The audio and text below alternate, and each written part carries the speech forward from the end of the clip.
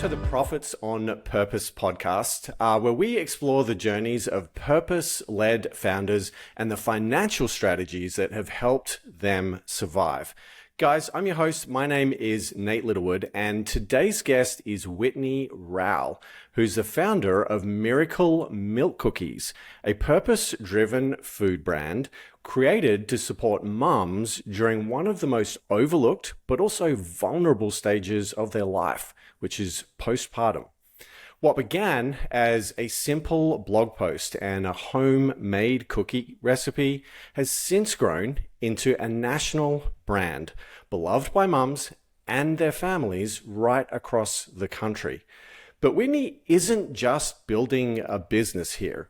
Through her podcasts, Message from Mum, and her platform more broadly, she's also amplifying the voices of women who are navigating motherhood, entrepreneurship, identity, and everything in between. Today, we're pulling back the curtain on what her journey has looked like from behind the scenes. Whitney, welcome to the show. It's great to have you here.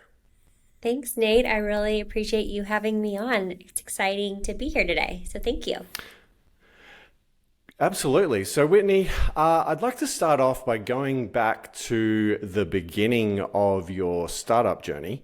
What was the moment that made you realize that Miracle Milk Cookies needed to be more than just a recipe on your blog?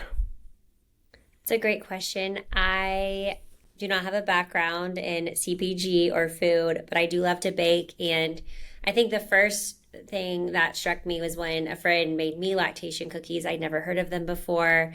But it was truly the first thing someone had done for me after I had my first baby, and it felt so meaningful. And I wanted every mom to get these cookies or get cookies like it. And I couldn't even find anything like them online.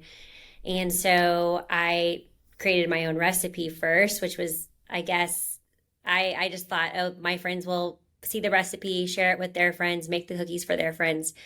But when I started noticing, I guess it was a year and a half later after making the cookies or posting the recipe, I noticed that the blog post itself had gone viral.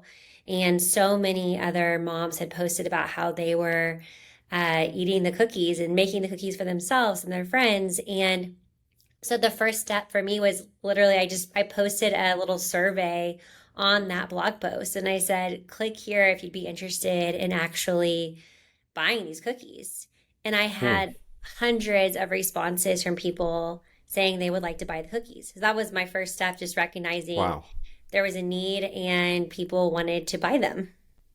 That is so cool. I mean, it's amazing that you're able to get that market demand and validation before you even went into production, right? That's a step I think a lot of founders skip sometimes, but you clearly had some, very, very positive indicators that people love the product, right? Before you even started producing it, which is awesome.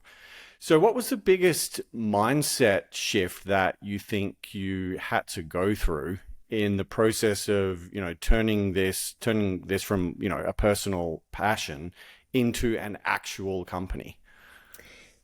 That's another really good question. It's funny because I've always been very entrepreneurial. I started my first business when I was 8 years old, selling stationery door to door. And then I had a purse company, and then I had a jewelry company in college. I've always been very entrepreneurial and business minded. But I think something that really hit me, because during those phases of my life, I was also in school and I was being supported by my family. And I didn't really understand P&Ls and margins and all the things that you have to really run a business by if you're going to have a business and not just an idea or a passion project. And so what was interesting, after about 6 months of running the company out of my house, I was selling cookies at a farmer's market in Dallas, and my grandparents actually started this little farmer's market at their church, and my grandmother was so cute. She was like, you should come and sell your cookies here. And I was like, sure. And at that point I was like 8 months pregnant, and I had a 1.5-year-old. So it was very much like, I am my customer. I'm going to sell these cookies. And this pregnant girl walked by my grandmother grabbed her and brought her over to me. She was like, "This is your customer. Oh my gosh." And so it was funny. So we started talking, and her name is Natalie Yates. And Natalie actually, she was like, I love what you're doing here. She was like, I work in private equity, and I would love to talk to you about your business model and your like finances Oh, and how you're running this. And I was like, great, because I don't have one of those. I'm just running this. Like, I want to help moms.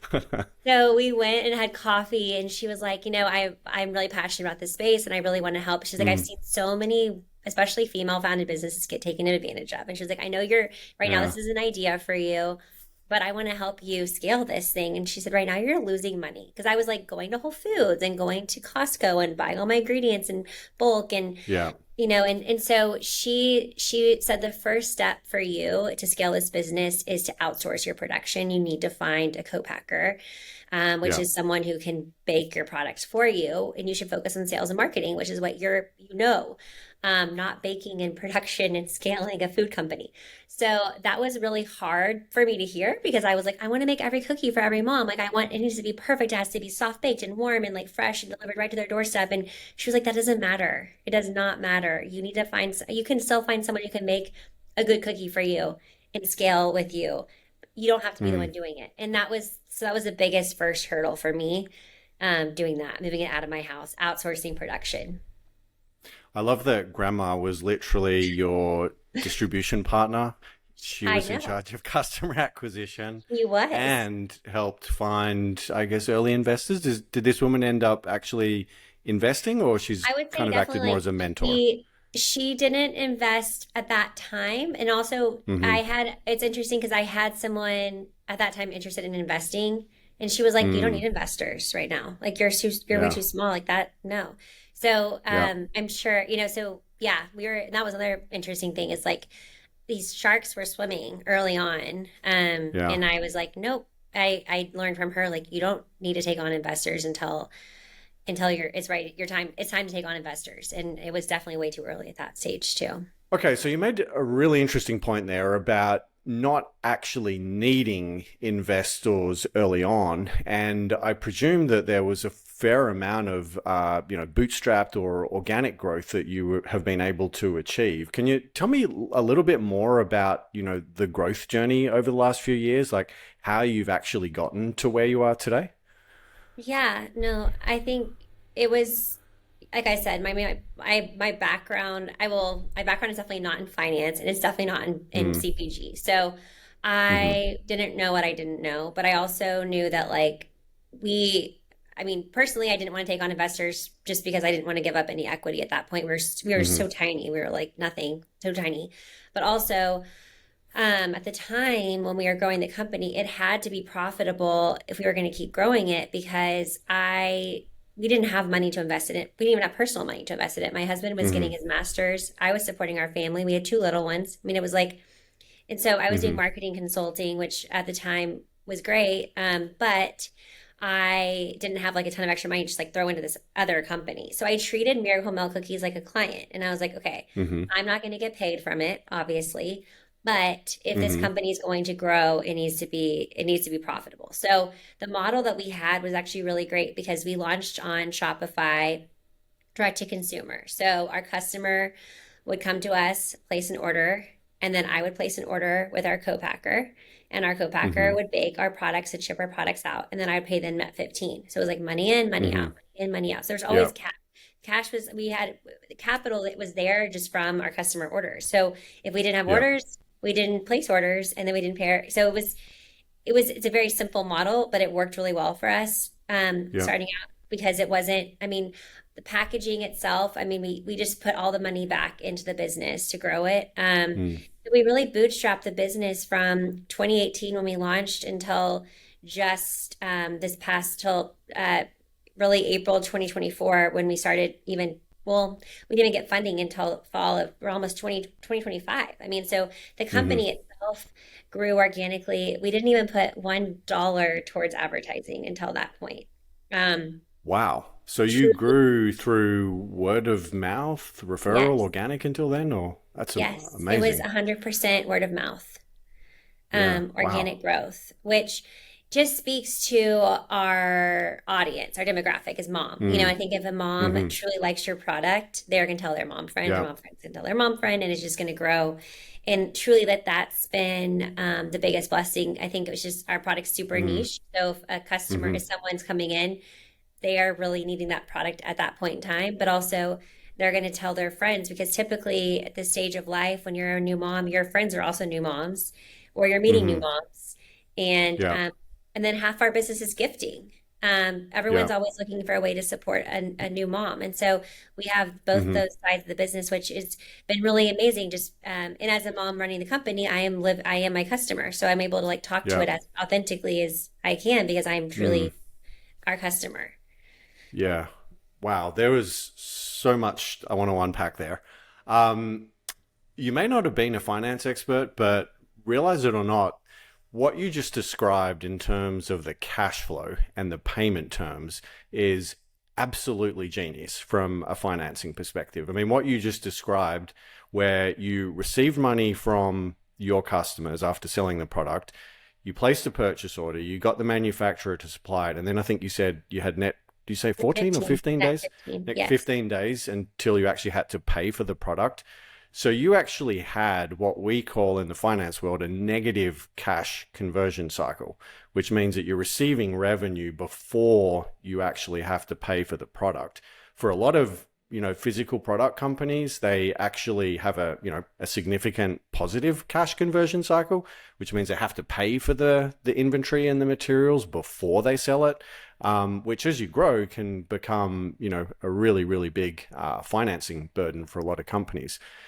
The other thing that I found really, really interesting about what you just said was how powerful word of mouth marketing was for you. And that I think just speaks to the quality of the product, product market fit. So many consumer brands obsess over the cost of customer acquisition and marketing and CAC and so forth. But you basically had a situation where you were acquiring customers for free. And it sounds like the way that you were able to do that was just by having an amazing product that you knew your customers wanted and loved. And so your, growth costs and your acquisition costs were ridiculously low. So, although you might not be a finance expert, you've stumbled into some pretty amazing metrics and numbers there. So kudos to you. Thank you. Well, I mean, I also have to give credit to Natalie for like helping me get that figured out too. Mm, Because I mean, I was initially, like I said, paying for a ton of inventory up mm, front, and then yeah. finding a co-packer was a huge lever that we pulled. Yeah. Interesting. Interesting. So I think you just mentioned that you have since raised money Correct. this year. Is that correct? And if so, what changed? Like, why, after many years of successful growth, did you suddenly decide that you needed an investor? That is a really good question. So we had been bootstrapping the business for a long time and it's been Mm-hmm. fine. The company's been profitable. And I also didn't realize like the company being profitable was such a great thing. Like I thought that was Mm-hmm. normal. And Mm-hmm. the company, but also we kept the company was very small. I mean, we grew Mm-hmm. from word of mouth, so you can only grow so much organically. And we had seen a ton of, I mean, seven-figure sales. It'd been great. But Mm-hmm. I also recognized, and I kept waiting. It was weird. Like I was sitting on the sidelines, I felt like waiting for someone else to come in and create a brand that reached mom in the way that she needed to be reached, like the millennial Mm-hmm. Gen Z mom. Mm-hmm. Bobby Formula entered the space, which has been phenomenal. Mm-hmm. Freedom Mom has kind of grown as another brand in the space, but there wasn't like a functional snack brand that was coming in and transforming the space for mom. I kind of equate Okay. it to like the Target aisle. When you go to Target and you look at like the baby aisle at Target, it's like so happy and joyful, and there's all these fun things for baby and kids. And then you go to the mom aisle and it's like sterile and vanilla and all Mm. like clinical. Mm-hmm. Nothing is appealing, really. Okay. I know Target's now like making new initiatives to change that, but I happened to get a call from a large hospital group around, it was like January of 2024, and this large hospital group asked me to come in and meet with, it was the vice president of Women and Family Services who asked me to come in and meet with her lactation team. And I was like, this is crazy, because there's always been so much red tape with hospitals. And so, but of course, I was like, absolutely, I'll come in and talk to your team. So I went in there, I brought cookies, not thinking it was just going to be like 3 people in a room. And it was like 8 lactation consultants, the vice president of Women and Family Services. And they were like, tell us about lactation cookies. Tell us about Miracle Milk cookies. And I was like, Wow. Oh my gosh. Did you have enough cookies for everyone? Yes, but I was like, what, why do you want me to, like, why now? Why are you wanting me to come in here? And they said, we have had a huge shift in our initiatives, in our goals. We're no longer pushing formula on moms. We're targeting and helping support moms postpartum. That's been our initiative. We see your product, your company as a tool to help our moms. Anyway, that was just like an eye-opening light bulb moment for me. And I was like, okay, no one else is doing this. If this massive hospital group with 16 hospitals is asking me to come talk to them about Miracle Milk cookies, then no one else is doing this right now. I need to start. I need to be that functional snack brand that comes and takes a space and helps reach mom in a way that no one has done that before. And so I started talking to people in finance, like that, my friends' husbands and guys in private equity and venture capital, like trying to figure out like, what's our valuation? Like, how much we want to raise? What does this look like? What do we even need to raise? Do we need to raise? Because I recognize, like I said, there's so much organic growth we could do, but I also needed to, like, if we want to scale, we want to get into retail. We want to start paying for some marketing. We want to actually become a household name. And that's where, like, that's what I wanted to start doing, is changing the narrative here in the US with a product that actually targets and helps mom in a way that no one has done before. Interesting. So if I'm hearing you correctly, I guess there was kind of a number of market indicators. You were listening to this hospital group and maybe, other signals out there in the market, which made you realize that there's a huge untapped opportunity here. And it sounds like you gathered that, I could keep, going organically, chugging along, but that's probably not going to be enough to capitalize the opportunity that we have here. And now you've raised some money. This was your first investment round, correct? Yeah. Okay. If you don't mind me asking, what sort of instrument did you raise? Was this a safe, a priced round? Like how was it structured? We raised through a safe. We raised we did a seed round essentially. So we raised, I think we raised like 1.2. On a $6 million valuation. That's amazing. Pre-raise value. Yeah. So, we'll see how that goes. I mean, we have some really exciting initiatives. We're talking to a major retailer right now. Because it does take capital to go into retail and do the things that I want to do. Lots of it. Lots of it. We raised through a safe. And so, I mean, I think with the venture firm here in Dallas called Morrison Seeker, and I really just have loved working with them. They've been phenomenal. I'm actually I office in their office. I'm here right now. Amazing. Yeah, okay. Which is great. So they become like really a huge part of my team because it's just been me this whole time. Yeah. Now, with a food brand, you've been selling direct to consumer historically. So this product has come, from your co-packer straight to the customer's doorstep almost. In exploring retail, we're now going to be getting into a situation where the business is holding a significant amount of inventory, and this product is going to be sitting on a store shelf for a number of times, for amount of time. Tell me what might be going on in terms of the recipe and formulation, and how are you thinking about changes to production and the ingredients and so forth as you anticipate this retail rollout? Yeah, it's interesting because our cookies, the reason I even was wary about moving into a co-packer is because I wanted moms to get a fresh baked product delivered to the doorstep. And we don't ever want to add preservatives into Mm-hmm. our product or change the consistency of our product in any way, because that's like what has brought us to where we are today. It's like the Mm-hmm. soft baked, fresh baked, handcrafted small batch Mm-hmm. cookie. But what I've learned, and I'm learning so Mm-hmm. much because like I'm not, again, not an expert, but I did bring on an expert Mm-hmm. who is helping us on the operations side with our retail go-to-market strategy. And there are certain Mm-hmm. things we can do to change the formulation of our cookie where we don't include preservatives, but we can like add all natural ingredients that will help preserve the shelf stability of the product. Mm. Also, the retailers Interesting. were, Okay. yeah, like parsley apparently helps with preservatives. Like there's a parsley Parsley. extract. Wow. Yeah, Okay.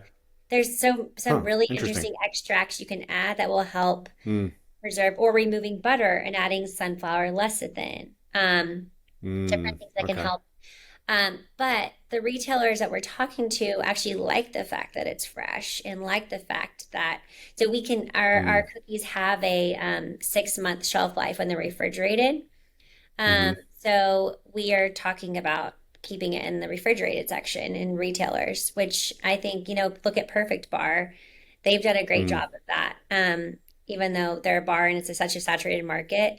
So I think there's some benefits. I mean, I don't, the other thing is like we've had a lot of interesting conversations with buyers about, well, what category are Mm. you going to be in? Because we're not in the cookie category and we're not in the Mm-hmm. baby aisle, but there's not a Mm-hmm. mom category.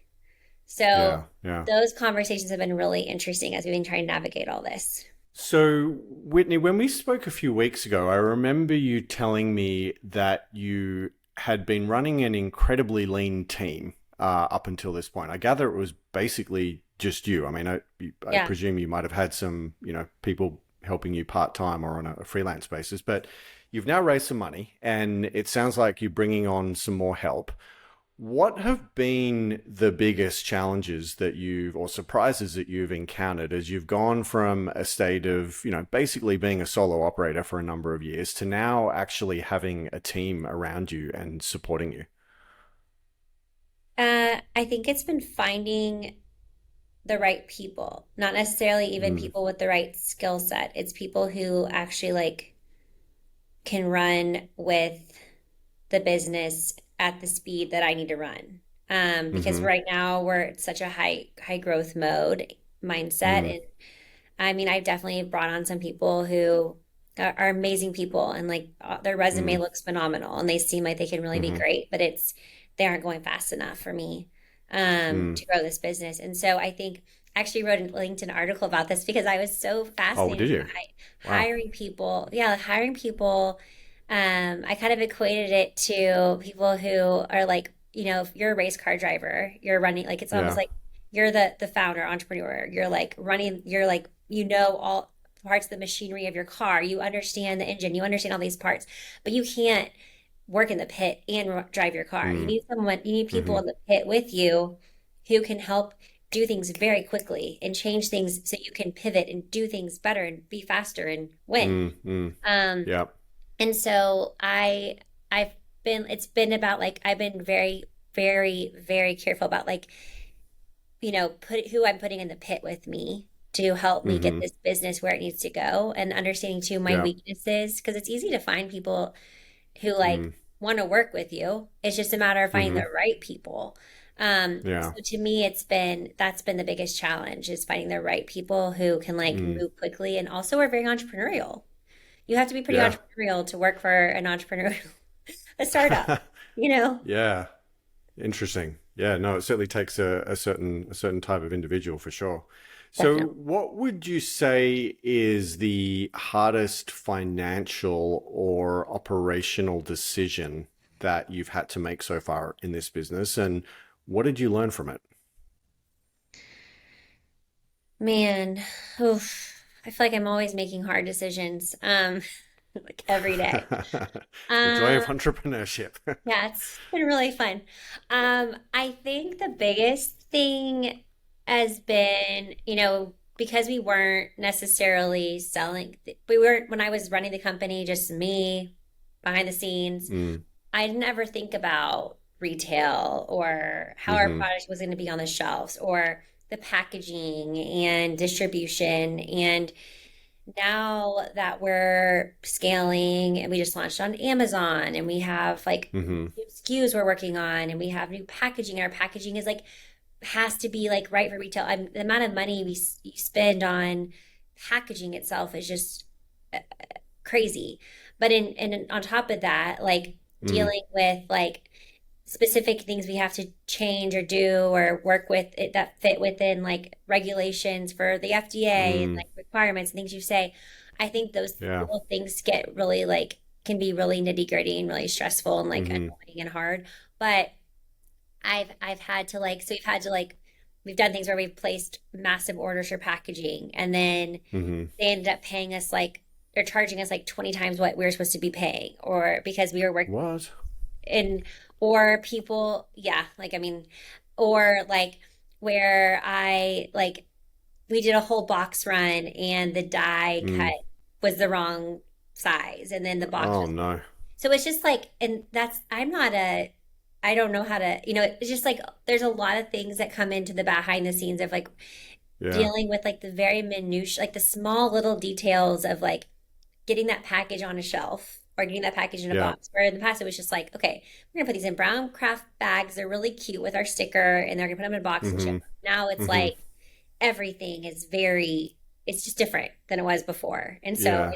that's been hard because I have to like learn to grow with the business in a way that I and think in a different way than I ever have, and it's not my expertise or my skill set, and I just have to like embrace it. Yeah. Yeah, wow. Sounds like there's a lot involved with that transition, especially getting into retail, which is not something that I think a lot of founders really think about too much and appreciate it. Can you maybe tell us a little bit more about that? Like what actually have been the costs of going from a product that was packaged and, suitable for e-commerce to one that is now suitable for a retail environment? Like same product or at least similar product on the inside, but what does it actually cost you to get the product ready for that transition? I mean, so we had to think about the brand and what we were saying in our brand messaging because initially it was like Miracle Milk Mm. Cookies is our brand. We're a lactation cookie company. But now, as we transition to, we're building out a company called Miracle Mama, which is a line of Mm-hmm. functional snacks for mom. Miracle Milk Cookies is our hero product, but we have Miracle Bump, Miracle Boost, Miracle Milk Cookies. We're launching all these different products under Miracle Mama. So then Mm-hmm. we had to come up with our brand hierarchy and like, okay, as Miracle Mama as the parent company, what brand are we going to market with? It's Miracle Milk Cookies because we already know that. Mm-hmm. But then we have to think through our like packaging, our website, our branding. So I had to hire someone who understood all of the creative and who could help me like and that's the other thing too is that you can hire a ton of creative people. I mean, there's so many creative people out Mm. there, but someone who has experience in CPG Mm. packaging and Mm-hmm. CPG branding is a whole different thing because you have like 5 seconds to grab someone's opinion on like attention on the shelf, Yeah. and then Mm. they're out. So we had to Yeah. make sure. So from the brand standpoint, like paying, we had to pay a lot of money, and I still have this amazing woman on a retainer, Lauren, Mm-hmm. helps with all of our creative. Mm-hmm. And then also from like the actual nutrition panel, nutrition facts, and what we have to have ready for Mm. that. Like I hired a consultant who has tons of years of experience working in um, we're with General Mills, and she like Mm. had to analyze all of the ingredients and then also look through every single product that we were putting in our cookies, where it was sourced from, how it was sourced, what was actually in the ingredients Wow. to then make our nutrition label. So it's like there's a lot that goes into just like getting your nutrition label ready. And then the packaging, what you're putting on your packaging, what you can say. We can't say it's a milk boosting cookie because it's not necessarily proven that. I mean, anecdotally it is. Yeah. Say like can help support milk supply. It's just Yeah. all those things that go into it. So and the other thing I've learned is you always want to be growing and changing your packaging. Our packaging is never going to be it's Mm. fluid. So like next Mm-hmm. time we run Mm-hmm. our packaging, we're probably going to say no seed oils because that's huge right now. Mm-hmm. There are no Yeah. seed oils in our products, but like we didn't put that Mm-hmm. on our first round of packaging because we didn't think about that. It's like you Yep. just want to constantly be reiterating, updating, making it So better. interesting. Yeah. Wow. Yeah.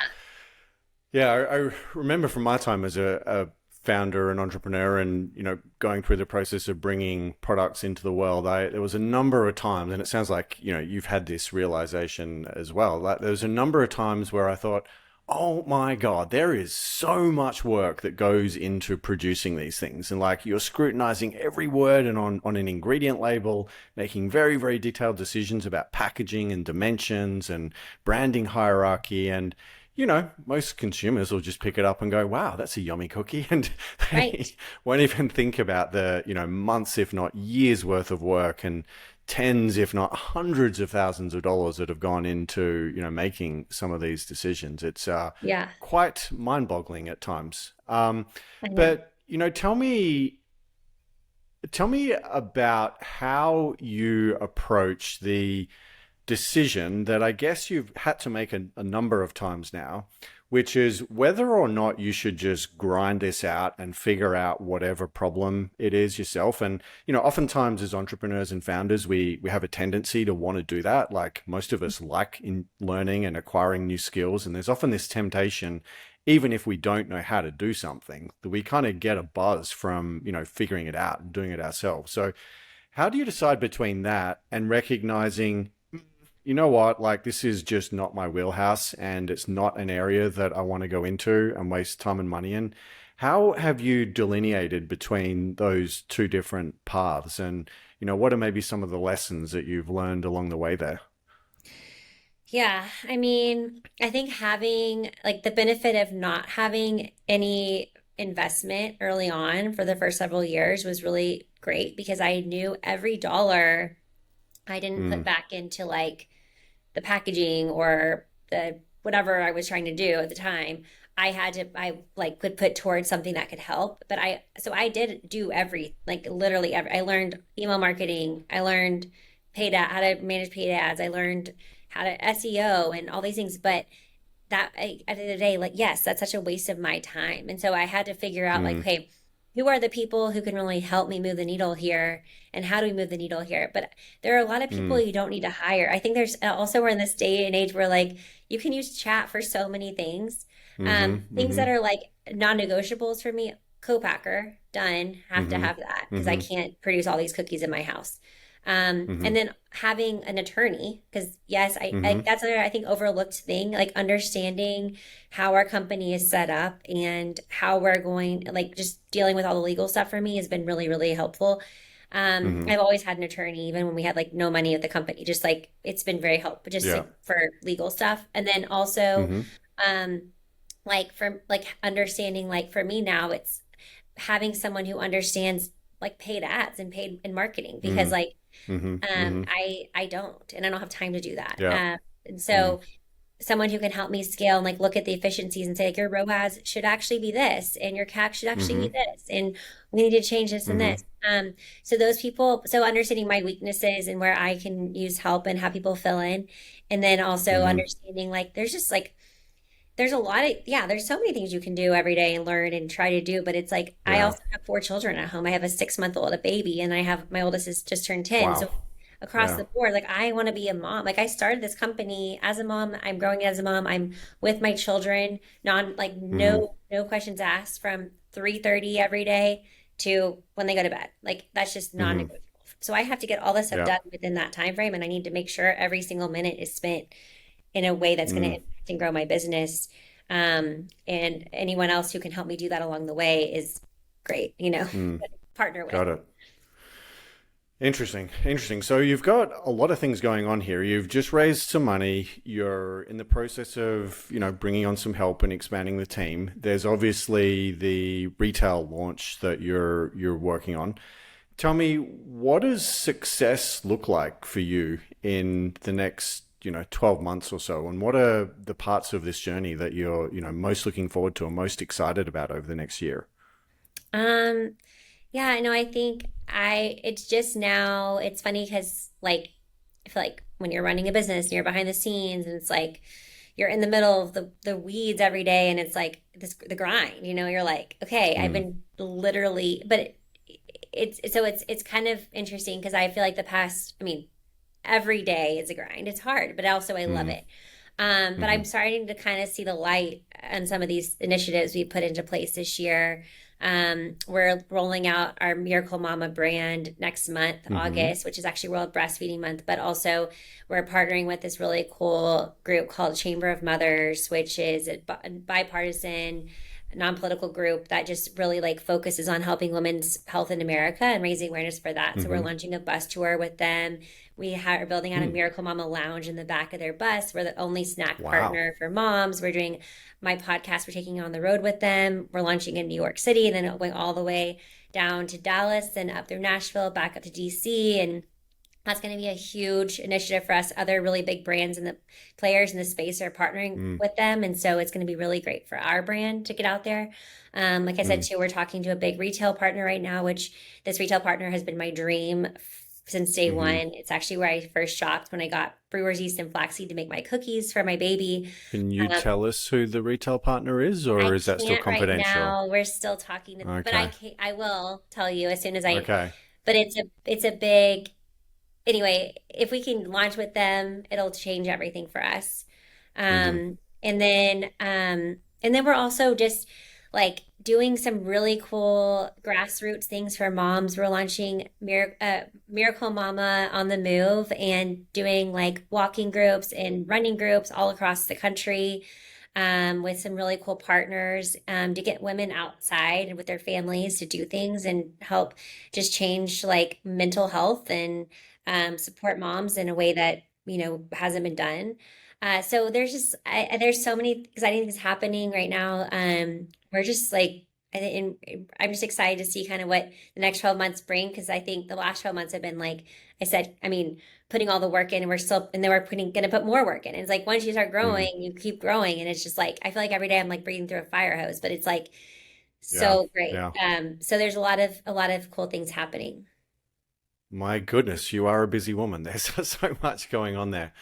Well, you've had a remarkable journey up until this point, and it sounds like some even more exciting things are coming down the pipeline for you here.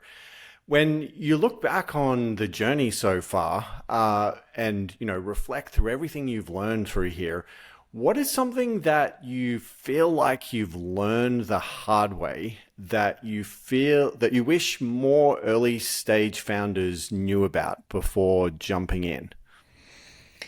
Oh, um, I think I did a lot of things. I mean, I kind of touched on this earlier, but I did a lot of things myself that I probably could have outsourced. Mm-hmm. Um, I think there, I think I even just like the first year, me thinking I could do everything, like bake the cookies myself and deliver them all myself. I mean, I Mm. deliver cookies like an hour away sometimes to people. Like Wow. I did everything because I was like, Wow. I let That's my true passion, vertical integration. yes, but I let my passion get in the way of like scaling the business, if that makes sense. Like Mm. I Yeah. felt like I had to be the Interesting. first touch point for every single thing. Mm-hmm. And I think I still feel that way about a lot of things, where I'm Mm-hmm. Mm-hmm. recognizing like it's not about me. I don't need to get in front of these people. I Mm. don't need to tell everybody. The company should be able to run itself without me. And that's Yeah. been like something I'm really working on right now is like, let's pull Mm-hmm. myself out Mm-hmm. of this equation. Let's build a moat around the Yeah. company so it will Mm. it'll keep continue to grow if I'm not even involved. Yeah. Yeah. And that's been like a really big challenge for me as like Yeah. founder. But I'm learning a lot in the process of that. Yeah, wow, there's so much to unpack there. But I mean, you're absolutely right. This sounds like a remarkable evolution going from a point where, it was your baby, it was your passion project, right? And you were at a point involved in every single step of this supply chain, right the way from manufacturing to the customer's door. And I Right. love what you just said about, actually building this into a real business. Because, if this is to become a real business, and which I think it needs to eventually, like that's something that we all need to aspire to grow up to becoming, then Yeah. it needs to be able to run without you, right? Like you Yeah. need to have the systems and processes and the people in place that, things don't fall apart if you want to take some time off or, hang out with your kids, your family for a week or two. So if you had a moment alone with a new mum, and you're now a mum of four, so if you had, you know what it's like to be a mum and an entrepreneur founder at the same time, but if you had a moment with a new mum who is thinking about starting their own business, what advice would you give her, like specifically from a mother or parenthood perspective? That this is my favorite topic because I love helping other women figure out their passion, help them grow. I have a group called Collective 31 in Dallas of all female founded Mm-hmm. businesses, and we just meet monthly to like talk about what we're dealing with and how we're growing, and it helps us all kind of grow. But I love talking to other women, and it's funny because I've brought a couple to Rogers, who is our lead investor here at Morrison Seeker, who have businesses, and Mm-hmm. because I'm like, I'm so passionate about helping other women build their and grow their businesses. Mm-hmm. But what I always ask first is like, what do you want to do with your time? How do you want to spend your time? Because if you Mm-hmm. want to, and like, what's your goal here? Because if your Mm-hmm. goal is to like grow a massive company and build this thing, to sell it, scale it, and sell it, you're not going to be able to also do this on the side and have Mm-hmm. all these X, Y, and Z. You're going to have to really be strategic about your time, and you're going to have to like let go of a lot of the things you're already doing. Because a lot of the time I Mm-hmm. hear from these moms, and I've been this way too. I've had seasons of my business where I've kind of like taken a step back, where I've let the business kind of run itself for a little bit while I focus on being on the PTA and doing all these things. But like, you can't do both fully well. Mm-hmm. You have to have an end goal in mind that you're excited about. And if your end goal is just to like run a fun side business, then by all Mm-hmm. means, like, figure out a way to do that. But you're never gonna like, you have to be really strategic about your end goal. And like, that's kind of Mm-hmm. for me was like, I think as a woman who is trying to be a mom and trying to run a business and trying to be a good wife and trying to do all these Mm-hmm. things, I realized like I really want to scale this thing to like eventually have an exit. So I'm going to put the Mm-hmm. next 3 to 5 years I'm going to grind, and my kids aren't going to see me as much as I want them to see me. But at the end of the day, Mm-hmm. like, we're all going to benefit from this. But that's Yeah. my end goal, and it's different than someone Yeah. else's. Yeah. Yeah. I love that you've been really, really clear about your end goal, exiting in 3 to 5 years, and I think very well articulated.